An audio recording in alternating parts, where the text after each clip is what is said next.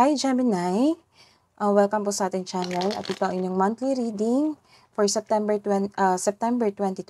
Please be reminded that this is channel reading po. So maaari kayo magka-relate o hindi. Just take what resonates. Gamitin ang reading na ito bilang gabay lamang. Balik po kayo dito bukas para sa ating daily gabay tarot reading for September 1 and 2. May nakapost na po yung September 1. So, maaari nyo pong bisitahin ang ating channel. Please like, subscribe, and click bell button para updated po kayo sa daily tarot reading natin. Maraming salamat po.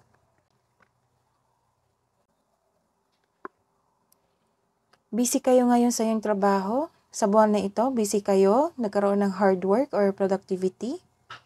So, marami kayong gawain ngayon. May bago rin kasanayan at kaalaman. This card reminds you, kapag ginawa mo ang gusto mo, mamahalin mo ang ginagawa mo. Ang tagumpay sa pananalapi at seguridad ay produkto ng iyong pagsusumikap at desisyon. At ang taas na iyong tagumpay ay nasa iyo. Keep up the great work. Ang sipag niyo po. So, this is a reverse card. Nagkaroon ng you are feeling emotionally drained. So, siguro sa pagod ito. Kasi minsan, pag sobra tayo sa pagod sa trabaho natin, nagkaroon ng emotion, pag-release ng emotion dahil sa pagod or sa bigat ng inyong responsibilidad o sa inyong trabaho. May nakikita rin ako dito na sobra sa pagtatrabaho talaga. Nagkaroon ng, dahil sa sobrang trabaho, nagkaroon ng drain. Naubos ang iyong energy, sobrang pagod. May nakikita rin akong tension sa mga kaibigan, kasama sa bahay. May ganap na gossip and boundary issues. So, hindi kayo nagkaroon ng mabuting relationship ngayong buwan na ito dahil sa hindi pagkakaunawaan o may taong hindi maganda ang turing sa iyo. This card advise you na allow your intuition to guide you. Parang yung intuition is to guide you to what feels true for you. Hindi mo na kailangan magmukmok o kailangan i-drain yung sarili. So, save your money. Baka mag-stress eating ka. So, save your energy. Balansehin ang inyong trabaho. Kasi nakikita ko dito na sobrang pagod ka ngayong September 2023, Gemini. So, what's the message? Pasensya na po sa ingay. Naabutan ako ng umaga. I hope nahatid ko yung message for you. Spirit guys, message nyo po, advice nyo po para kay Gemini ngayong September 2023.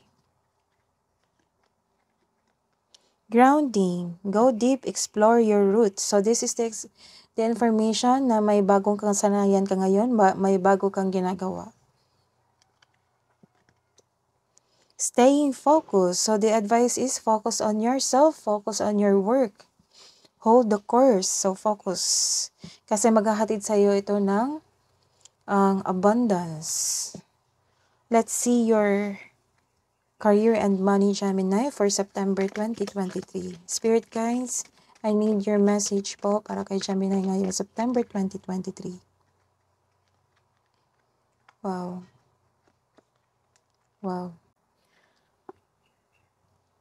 This is a clarity. Nagkaroon ka ng new ideas. Kaya busy ka ngayon. So, this is a confirmation na may bago kayong hobby or may bago kayong gawain that makes you busy. So, nagkaroon kayo ng determination.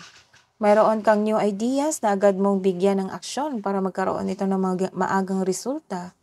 May magaganap na importanteng pag-uusap o confrontation sa isang tao. Sino kaya ito? The advice is trust intuition na maggagabay sa iyo patungo sa mga sumusunod na hakbang ng pagkilos.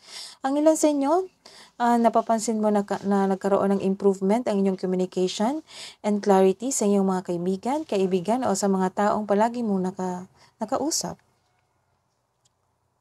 The confirmation na may ganap na pagbabago, end of cycle, kakapasok nyo lang sa new beginning sa inyong bagong yugto, bagong chapter sa inyong buhay. So, this is a new career, new hobby, new passion. That is the confirmation. Let's see your love and romance.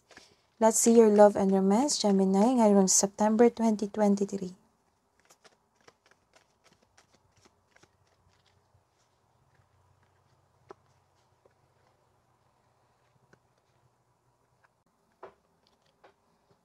Nagkaroon ng truth-seeking sa buhay pag-ibig, sa iyong sarili, sa iyong partner. Nagkaroon ng paninindigan. May isang taong humahabol sa iyo ng labis o may parating kang kapareha na masyadong malakas ang energy or mabilis ang kanyang pagdating.